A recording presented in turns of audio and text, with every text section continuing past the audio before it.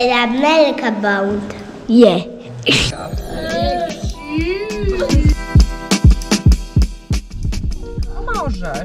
Możesz tak zrobić, ale możesz też zawsze poprosić o pomoc panią, więc może ci troszkę pomóc, wiesz, zawsze. Tamte panie są bardzo fajne i bardzo chcą, żeby prosić je o pomoc. One wtedy będą bardzo pomagać, wiesz? She water things, i wtedy tam weszłaś i wtedy kiedy dawamy, żeby wybuchnąć, ale jak wybuchnie nie wulkan, wtedy musimy go away. Tak.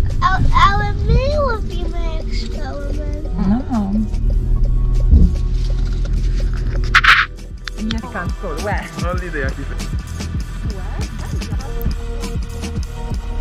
Who are you? Who are you? Adam.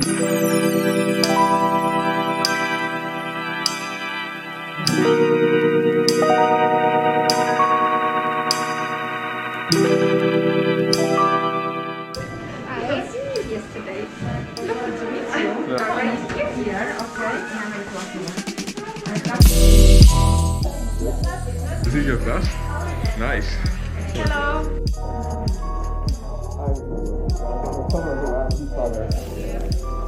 My Donna, come here. Hello.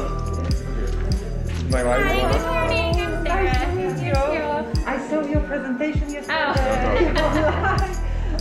So he's from Cleveland, Ohio. Oh, okay. He was born there, and he has a little brother in the prison. Okay. Age zero.